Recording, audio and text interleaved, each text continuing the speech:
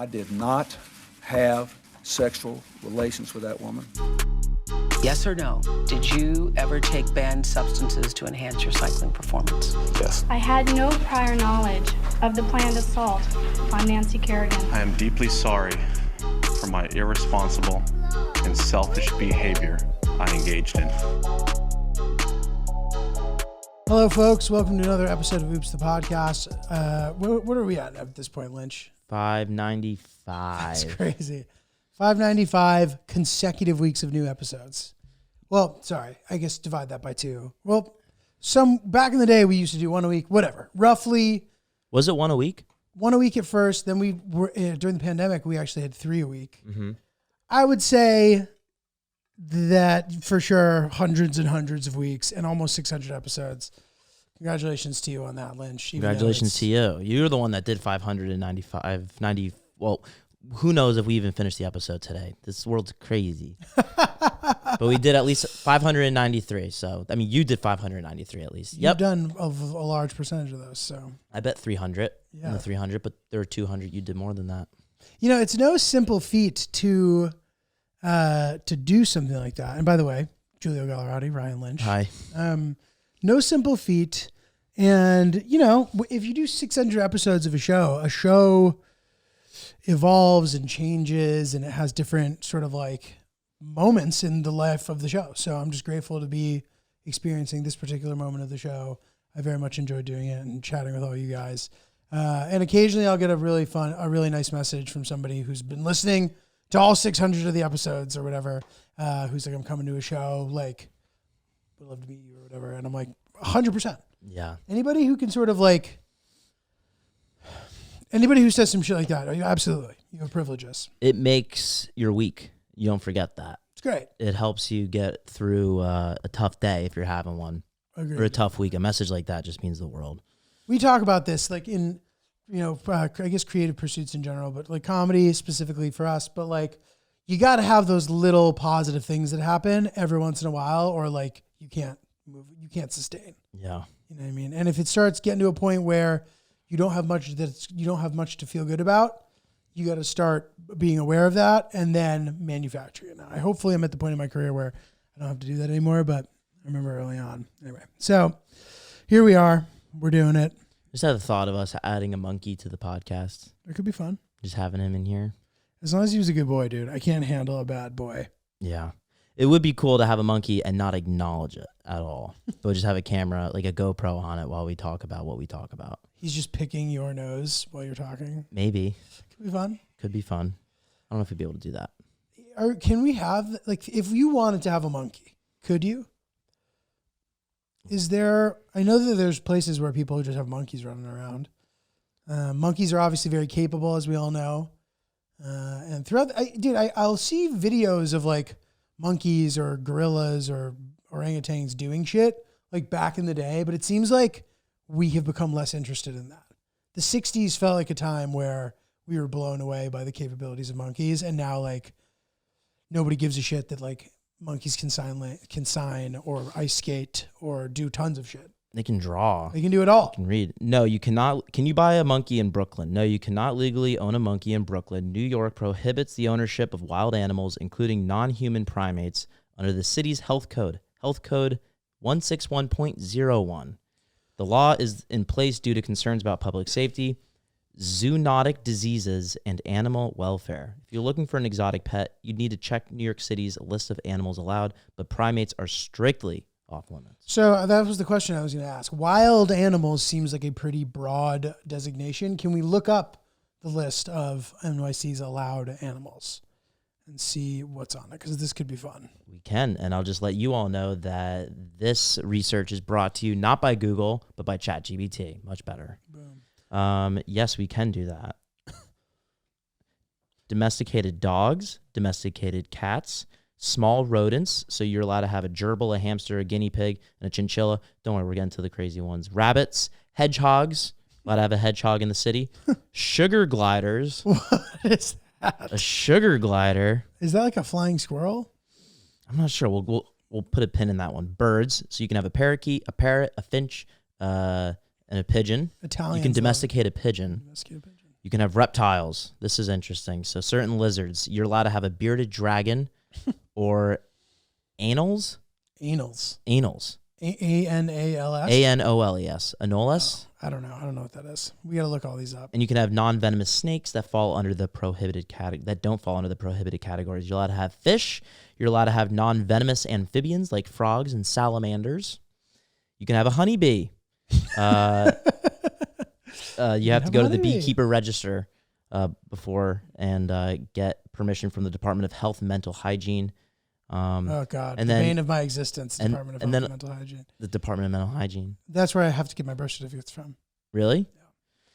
Keep going. Important note, let's cap this off to any of you that are getting excited. Anyone going on eBay, maybe going to the black market, typing in a salamander or an animal that you might want. It's important to note that while these animals are generally permitted, specific regulations or restrictions may apply, especially concerning housing, breeding, and public health.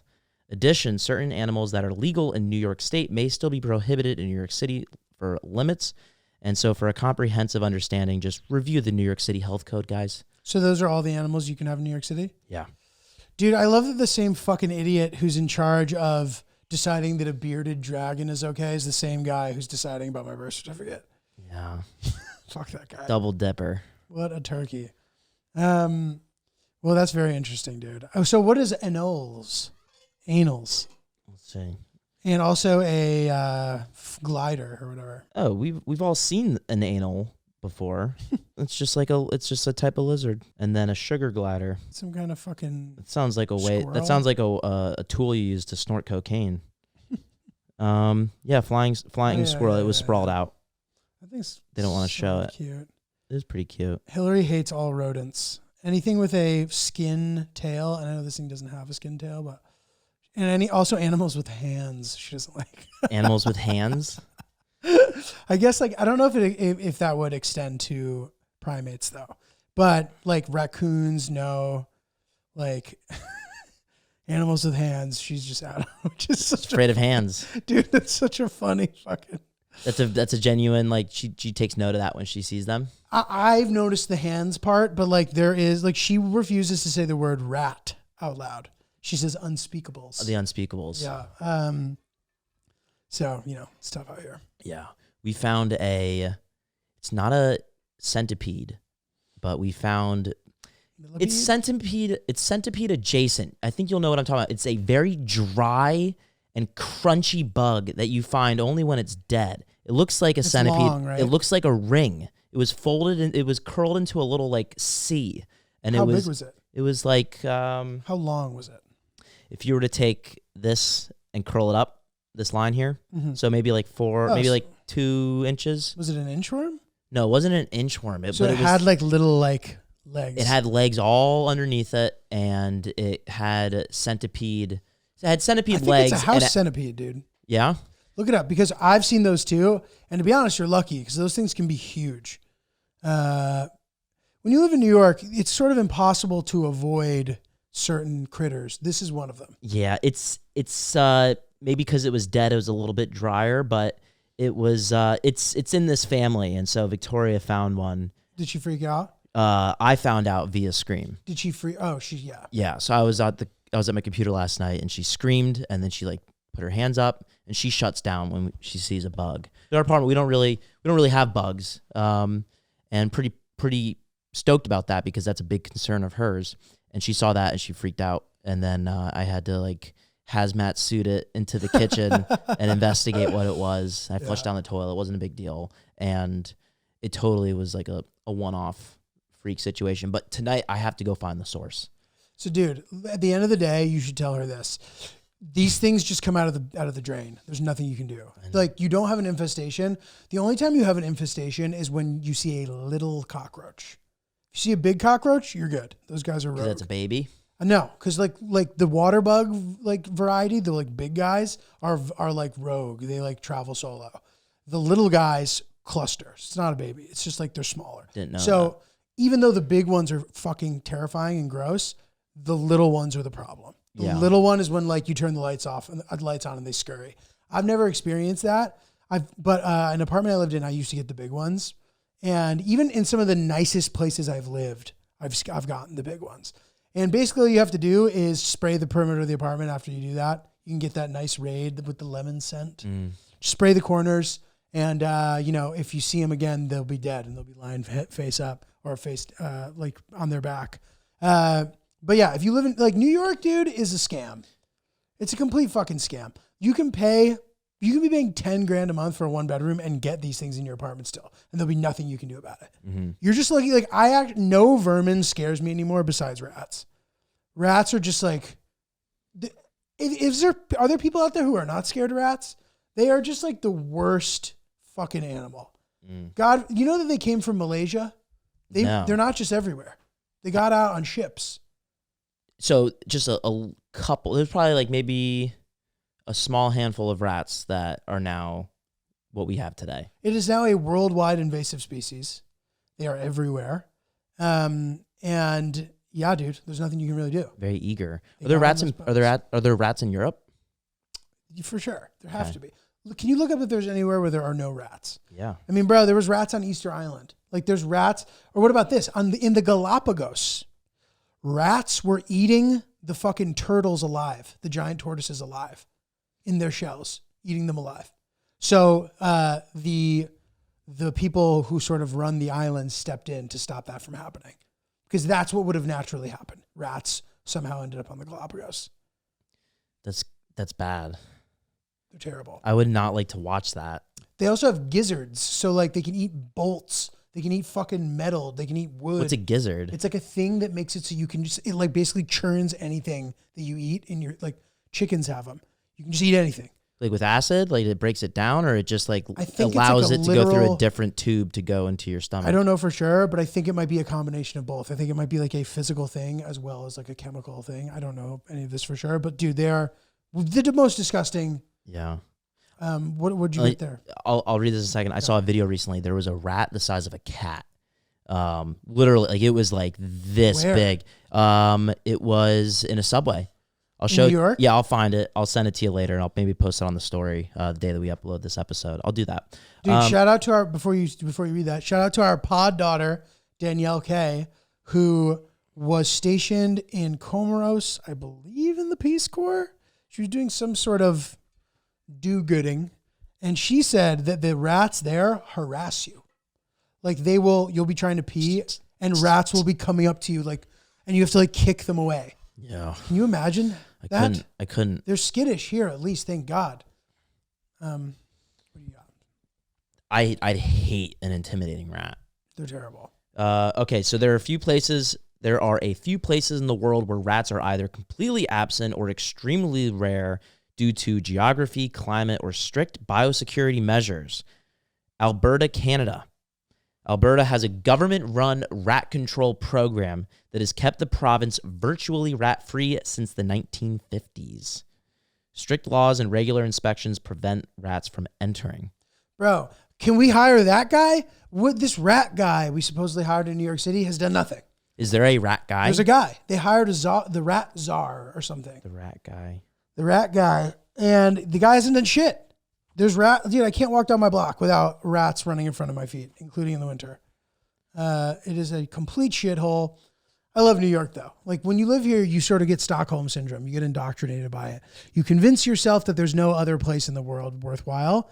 And a friend of mine said something very fucking funny the other day, dude, that made me laugh so hard. He's like, before, New York, well, do you want to read this to us first? No, I want to hear this. Okay, he's like, before New York, he's like, at least like, Austin, Texas, the newspaper, the cow. They talk about the cow. And, in Nashville, they had the guy playing the thing.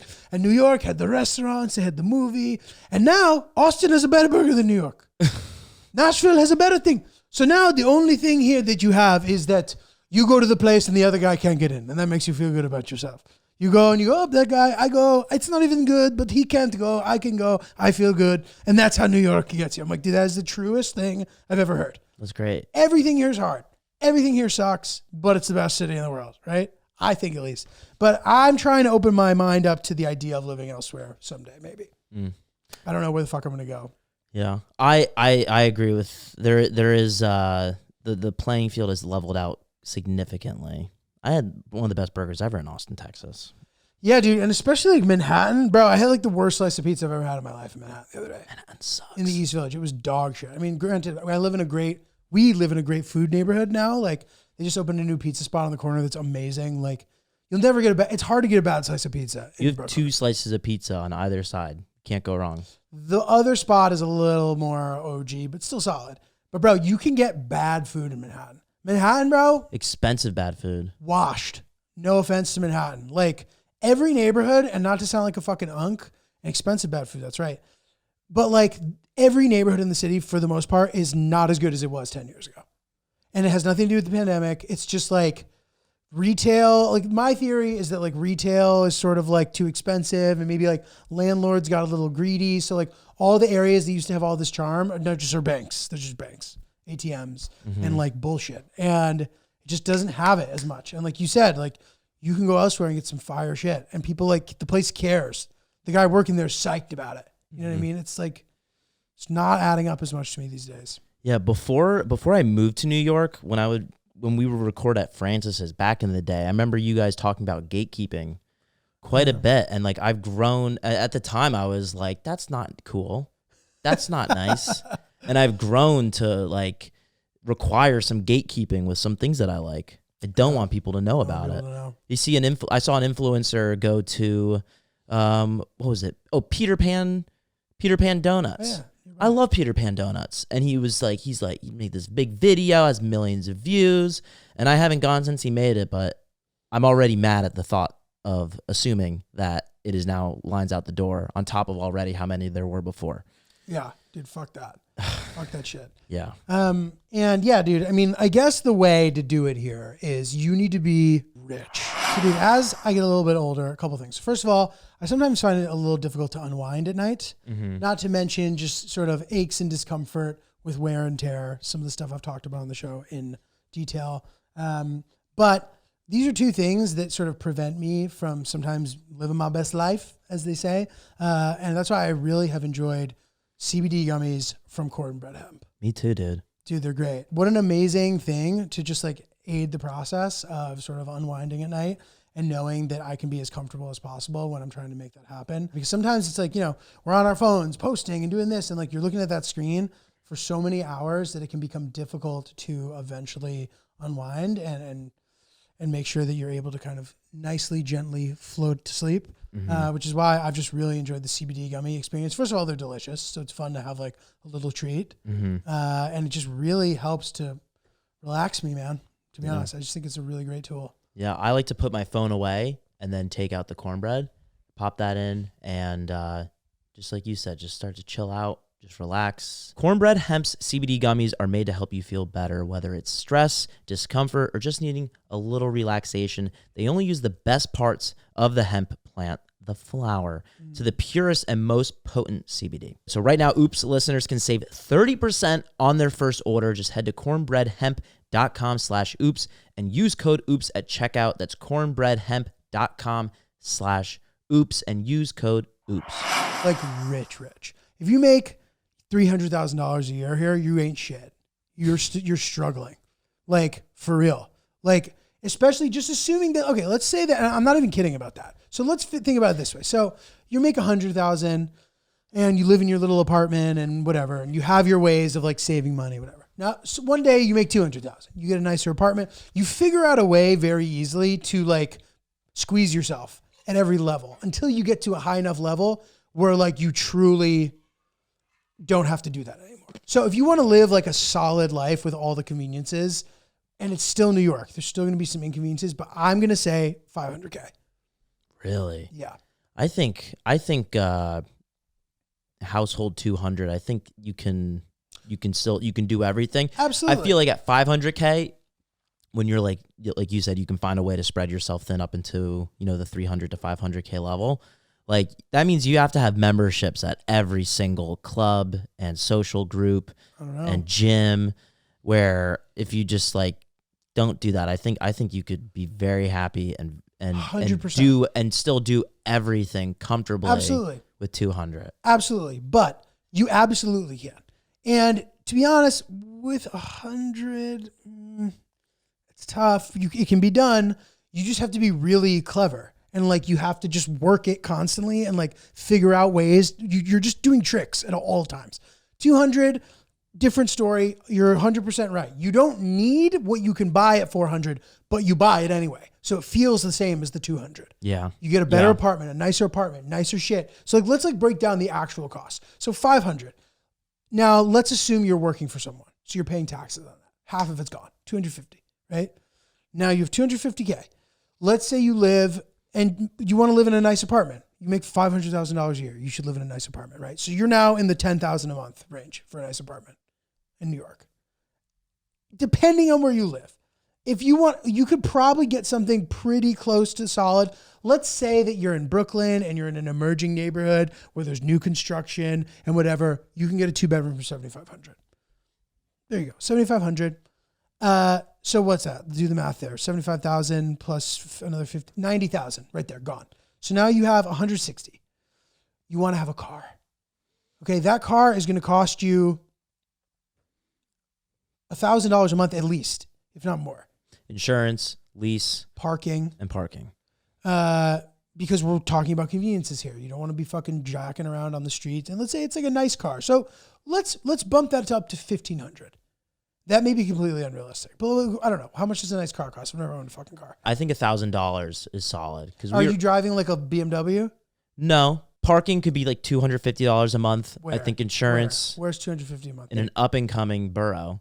$250 You for don't want to live in insurance. an up and coming borough. But I thought that's what we're doing. Up and coming neighborhood, but it's still like Not an borough, established neighborhood. neighborhood. We want to live in the mix. We make $500K, Lynch. So I paid $300 a month for our parking garage. Fair. So let's say $300 for parking. How much is insurance? It's relative to the car that you get. So We're talking we could find a way to make it $1,000. luxury if you car. want to be $1,500. Are we leasing? Are we financing? I don't know. What We're makes leasing. the most sense? We're leasing. If So- we're that rich, we lease. True, but there's no write-off because we don't own a business. So it may not be the most cost-effective option. But is it?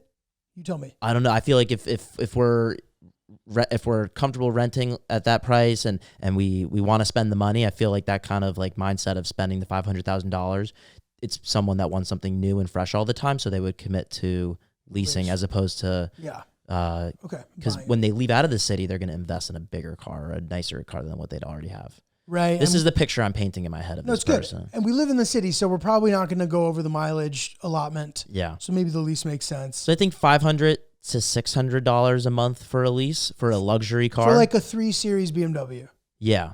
Let's Or not a, go crazy, or a but- specced out Wagoneer. Like, Okay. yeah. So I think, that's $900 and then we'll say $300 for insurance. Okay, so $1,200 a month. So, So 12 times 12, 14,400. okay, so now we're what? We are at the 150 range. Now Yes. say you have a kid. You want to send them to private school? It's $50K a year. Okay, so we're at 100. So now we're at 100, which is like solid. You can do shit with 100. Are there any expenses that I'm not thinking of? Are utilities, is that baked into rent? I mean, For the sake of the exercise, let's have that.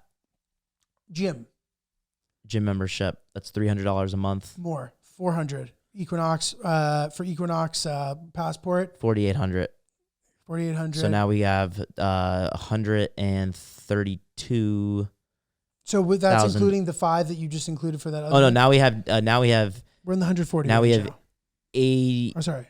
Now we have 95K. 80. It's getting confusing. 88. Now we have $82,000 left to work with for the year. Okay. If we're doing a 4 times 12, if we're doing a $4,800 annual gym membership would tack us down to $93,200 left. Okay. Then from there, and guys, if you're listening and you're like, you guys are wrong, just bear with us. You know what we're doing. You get it. You get what we're doing. So now we should be saving too. I mean, we should be saving for our future. You know, like it's irresponsible not to. So we have 90K out of 500. I think they say you should be saving 30% of your salary or something, right? I don't do that. Yeah. I used to. I don't do that anymore. But whatever. I'm investing in my future by making shit. So like, let's just call that the investment. But okay. So of that, so we're not going to be able to do that because we don't have 150K to save. No. So let's say we do half of it. So we're down to 40. We can take a vacation or two and have a couple bucks left over. And that's not including just the costs of living of we're going to want to go to dinner. We're going to want to do this. We're going to want to do that. So That entire 500K is allotted for. 400, you could probably do it too, but now you got to start getting clever. You got to figure out the preschool to get your kid in. That's the best, where you don't have to pay, and then you have to do that. And who the fuck has time to do all this shit, dude? You got to get them to study a lot so they can get into the good school that you don't have to pay for. Probably have a job that requires you to not be home a lot. So maybe we need to hire a nanny. Oh, for sure. Because you're making the salary like that. 100%. Like, no Completely life, forgot no about life childcare. balance. I don't know how much that costs. But the point of this exercise, guys, is you need to make a fuck ton of money to make life good here for yourself. Otherwise, you're just sort of like walking around the streets like a soldier walking around in the rain with your shoulders hunched because the wind's blasting you in the face. And look, I'm fine with that. I've known this about New York forever. I'm not feeling worn down by it per se. It's just a thing. And then you got to deal with all the bullshit of like, God forbid you have to go to one of the sort of bureaucratic offices to get something done or blah, blah, blah, blah, blah. So it's just like life here is tough, but it's great. Why is it great? I don't even know. I guess because it's so condensed. Everything's so close to each other. I mean, it's the best city in the world for comedy. I stand by that. I mean, I'm obviously biased and there might be somebody who says Austin is or whatever, but there's no way. I mean, the Comedy Cellar is the best club in the world and it's the best place to do stand-up. There's a million places to do it and you can get really good at it here, which is amazing. And I love that about it. There's a ton of restaurants, I guess, but there's a ton of restaurants everywhere. Like, what is truly the New York advantage other than the fact that it's a uniquely laid out city? It's the most walkable city that exists, which is really fun. Every block, there's 1,000 things happening. That's incredible. Maybe there's nothing that can replace that. I don't know. Those are the things that come to mind for me. What do you think? I think a lot of people are also paying to say that they lived here, just to say that they live here. Right. Like to have the right to flex on people. Some people, that's important to them. Yeah. That's, I think, why like the village, the West Village or the East Village is turning into the new Murray Hill with all like the young. That's what I'm hearing West now. Village. The West Village is turning into the new Murray Hill, where everyone's just moving there so they can post their TikToks of the restaurants that they're going to, and they can flex, and it's very artificial. Yeah. And it's very, I'm here, you're not. I'm better than you. Yeah. And I don't know. I think that's important to a lot of people. Totally. And that goes back to what the guy was saying before. Yeah. I can be here, but you can do it. Yeah. I can do it. You can do it. I can just say I live here. Ooh, wow. All they got is, oh, isn't it great? We're all going. It's so fast paced. Is it great? I can't fucking move when I'm moving around.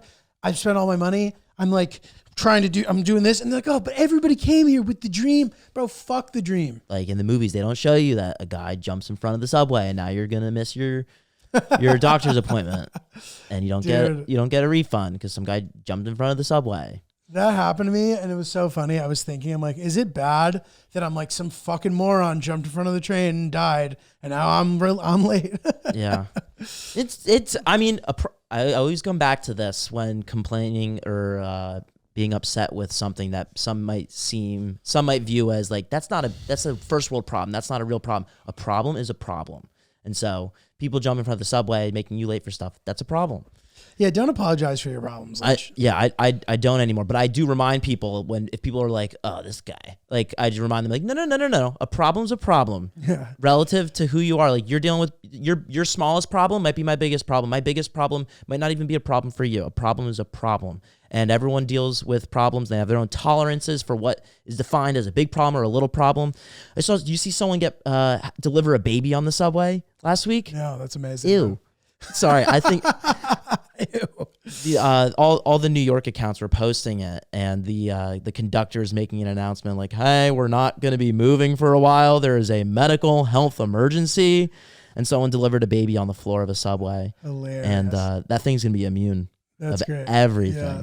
Good for that baby, dude. That's a legendary thing. But bro, you don't have to feel guilty. Like when I think of you, I don't think of this like privileged, lucky guy. Like you made concessions to come here and like live the life you want to live. Thank you, yeah. I'm not like, oh, Lynch can't talk about that. You absolutely can talk about that. Thank you. And I'm not talking about you. I know you're talking about you, and I'm talking about you. We're talking about you. I just want to let if I catch an eye roll or if I am assuming that there's an eye roll, I just want it to be known that I'm aware that you might think it's not a problem, but I'm about to tell you why it is a problem. And so I like to acknowledge so that we're on an even playing field. And it's like, no, I'm gonna keep complaining about this. This really bothers me. Yeah, dude, I think you're giving these people who are eye rolling at you too much credit. Like, in what world is that not a legitimate problem? Like, you have to take the shitty ass fucking subway and then you have no control over your destiny. You left with plenty of time and now you're going to be late for some unknown reason. And you can't drive because traffic's crazy. You don't even have a car. It's too expensive to have a car. Like, you're fine. You can complain. Okay, I love it. It's my favorite thing to do. You can complain for sure. But yeah, dude. So, like, look, I'm trying to think what else. Like, there's something nice about New York is beautiful in a sort of counterintuitive way. The density of high buildings and the way that it's arranged with the water and the bridges and the history, that stuff is all sick. Like, it's very cool and interesting. Does it warrant sort of paying an insane amount of money for an apartment? I don't know. Maybe. As far as restaurants go, like, there's great restaurants here, but there's great restaurants other places too that are more affordable. So to me, that's not necessarily a draw of it because there's a dozen other U.S. cities where you can get just as good of a meal, if not more than that. And in a well-rounded way where you're like, well, New York has a wide variety. Fine. But there are other places that do also. So noting that, good drinks. Like, again, there's the best cocktail bar I've ever been to is in Tulsa, Oklahoma.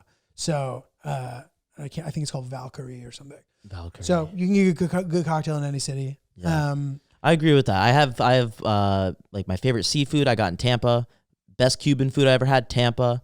Oh yeah. San Diego, best steakhouse, or La Jolla, California, best steakhouse. Like, it's not all New York bias. Not all New York. And yeah, dude, totally. Guys, I don't know about you. When I need to sit down and focus specifically, my new favorite thing has become the Lucy Breaker. I got one in my lip right now.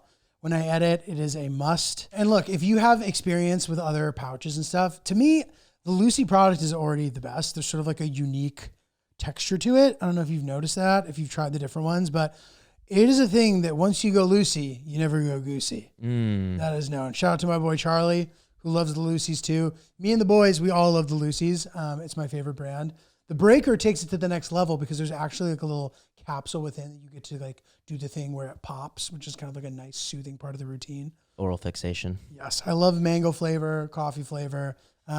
It is my favorite way to sit down and focus, or even if I'm bored or if I'm anxious, or it really is a nice tool for getting through the day when your schedule is packed. You're like, God, I'm so tired. How am I going to do this? You throw in a Lucy, it gets much easier. I will tell you that.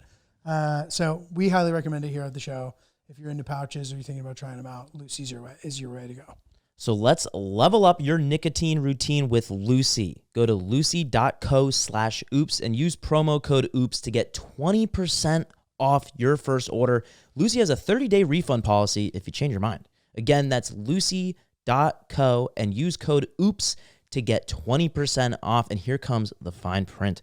Lucy products are only for adults of legal age, and every order is age verified. Warning, this product contains nicotine. Nicotine is an addictive chemical. Museums. Okay. There's world-class museums here if you care about that, which I do. But if you live here, you're not going to have time to go to them. You're never going to go. I've been to one since we moved here. Yeah. I used to really make a point to try to do that, and I did really, really enjoy it. Like, I used to live next to the Met. I used to go at least once a week and try to, like, as Hillary would say, oppressive interest. I tried to go to every single display room, and sort of like listen to every single thing that had an audio guide within that room to try to be as, and I probably got through 95% of it. I actually had a map that I was physically marking. That was really fun, really great experience. But yeah, like I said, like, unfortunately, that the allure of that and the privilege that you were able to go do that so easily will make you not go. I don't know anybody. I probably have gone to the museum more than anybody I've ever met who lives here. And I very much enjoyed it. But yeah, so you'll exhaust that quickly. Broadway, I maybe go once a year. It's great. But if I came, I'd probably come to New York more than once a year if I lived out of town, and I would definitely go to a Broadway show every time I came to town. So, events happen here. Like you come in for big events. Every big thing happens here, and you make a weekend out of it if you don't live here. But It's very dismissive if you already are here, because you can do it at another time. And yeah, and that's very true. Fully, you will optimize your time if and when you visit here, which is inevitable. Also, and I haven't mentioned this yet, I don't think crime is part of this equation. I don't feel, and famous last words, but to me, it's the same as it's always been. people are like, oh, the crime's bad since the pandemic. Like, I don't know. I think that the crime in New York, since I have been here, has always been a talking point that was not impressive to me. If you look at the crime rates of New York City, it's quite low. And whether or not it's up from before or whatever, like it's not a high crime rate place. It's a pretty safe city, all things considered. Shit happens, obviously, but people talk about, oh, the crime, oh, it's not the same. And like, I know people who live here who swear by that too. To me, I don't agree. I personally don't agree with that. So it's not about the crime. Oh, the city's going to shit. The city isn't going to shit if it's going to shit because of the crime. It's going to shit because it's not as vibrant as it used to be. Yeah. Manhattan, at least. Brooklyn, I feel like still has it. And then on a person-to-person scale, like a per capita measurement, I don't think it's even in the top 10 in New York State of per capita crime. I think it's all the upstate cities. It's like Syracuse, Buffalo, Rochester, Albany. Like they all have higher crime rates than New York. If the TikToks that I've watched were correct, which they may not be. So, but that tracks to me. I mean, those are cities that are sort of like, Buffalo is basically like a Midwestern Rust Belt city. What do you got? I'm looking up the crime rates. Buffalo is number one. Yeah, there you go. Approximately 1,042 incidents per 100,000 residents. That's crazy. But actually, I don't know what that's relative to. Then Newburgh. Then Rochester. Yeah, then Syracuse. See? Then Albany. There you go. Then Niagara Falls. Dude. Then Schenectady, Binghamton, Utica. Then Johnson City. Dude. I don't even know these places are real. New York City isn't in the top 10. New York City is not in the top 10 for most dangerous. I want to see. It's not going to show. It's not top 10. Dude, crazy. So, and I think that that's a pretty poignant, like, observation. Like, not, but it's true. Like, dude, like, chances are a city you've never heard of is going to be more dangerous than a big city because there's, like, no opportunities. Who the fuck would live there? I mean, everybody gets out except poor people who are the ones who commit crime. So, anyway, it's all, I think the crime statistics are generally pretty misleading, especially because a lot of the time the crime is sort of segregated. And I don't even mean between race. I mean just areas. So like there might be a bad area. Now, granted, those people can get out of the bad area and go do bad things in the good areas. But a lot of time it's tough because maybe people in these bad areas have limited resources. So a lot of the time the crime will be confined to certain areas, which will drive the crime rate way up. But as a normal guy, quote, normal guy who's not participating in crime across the other side of the city in the good neighborhood, you pretty much have nothing to worry about. But people still will be like, that city has a high crime rate. Now there's a city like, historically New Orleans where there's bad streets. That's where you get yourself in trouble. Bad streets are way more dangerous than bad neighborhoods because you don't want to be the guy making a wrong turn and now suddenly you're getting fucking stuck up for your Casio or whatever. Your $60 watch or whatever. Anyway. Yeah. Well, I love living here. It's the best. Yeah, that's the thing. I think the thing to bring it back, and we're going to get to these rat statistics momentarily, but the thing that we're going to bring it all back to is I can't tell you a place I'd rather live. And I actually don't understand that. I love it here. I really, truly do. When I get home, I feel comfortable. I've lived in the woods. I've lived in the city. I love it here. It's great. It's a great place. And I don't know why. I'm trying to sort of hypothesize throughout this episode, and I probably nailed some of it, but it rules, man. It's a great place. I love it. Dude, so right now I got a nice thing of chicken defrosting in the sink, and that came from HelloFresh. I'm about to make delicious chicken with rice and vegetables. It's going to be amazing. And I'll tell you what, if I had to go to the grocery store to arrange that myself, I wouldn't be able to do it because it would take too much time and too much knowledge that I'm not comfortable with, even though it seems straightforward. That's why HelloFresh is the best tool in the world of cooking. Save yourself the trip to the grocery store. You can get, and the thing that's nice about it too is there's just a million, I may have overestimated that number, but there's so many different options of different meals. There are sort of like the most popular ones, which help guide you if you're not sure where to start. And then from there, as you get more into the HelloFresh, they have new recipes coming out and a bunch of really great stuff. And it is so easy to do. Literally anybody could do it. The amount of times I'm sitting there preparing a dish that I have previously didn't know how to prepare anything happening in the meal, but I'm able to easily do it. As long as you have the tools and the directions, you too can do it. That's why HelloFresh is the best. Yeah, they also have 100 add-on items available. So snacks, quick breakfasts, beverages. There's so much you can add on to it. HelloFresh, hello, easy. Hello, good meals. Hello, Ryan. Hello, Giulio. Let's have some HelloFresh together. So get up to 10 free meals and a free high-protein item for life at HelloFresh.com/HelloFreshPodcast. One item per box with active subscription. Free meals applied as discount on first box. New subscribers only. Varies by plan. That's up to 10 free HelloFresh meals. Just go to HelloFresh.com/HelloFreshPodcast. HelloFresh, America's #1 meal kit. And by the way, yeah, I'm from Brooklyn, dude. Like I originally, like I'm from Connecticut. I grew up in Connecticut, but I was born in Brooklyn. The hospital I was born is down the street. There's something nice about that too, about my sort of life being rooted regionally. Yeah. I like it. I like being close to Jersey. Like I like that I'm a train ride away from my hometown. Like that's nice for me. I like that. Right. So this is a big city. And granted, it gets cold there. Although Calgary is not as cold as like a Winnipeg, which is flatter and like you just get crazy wind. So to me, it's crazy that a major city like that, there's no rats. What the fuck are we doing here? Maybe it's easier. There's less people in Alberta, population wise than other comparable areas. But where else? We have Antarctica. Okay, well, The extreme cold and lack of food. Yeah. Certain islands with strict biosecurity. So the Falkland Islands. Interesting. No known rat populations thanks to natural barriers and conservation efforts. Some parts of New Zealand. Intensive predator control has eradicated rats from certain islands. And the South Georgia Island. That's it? And then parts of the Arctic. Damn. Okay. But other than that, like, I mean, those are just places that aren't really inhabited. Like, bro, nobody lives on South Georgia Island. Now, there are a bunch of penguins and shit, but still, I mean, no one goes there. So how would the rats get there to begin with? Antarctica, not inhabited. Parts of the Arctic, not inhabited. Falkland Islands is interesting because islands tend to, they get visitors and there's rats. There's rats on islands. Like, weather's consistent enough that they can kind of thrive. And a lot of the time it's like tropical. I don't know what the Falklands are like, but they are pretty far south. But dude, Alberta is the thing that needs to be examined in this equation. How do they do it? Just so curious because we got to figure that shit out, dude. I mean, Calgary definitely has less than 1 million people, but it's still enough people where there could be rats.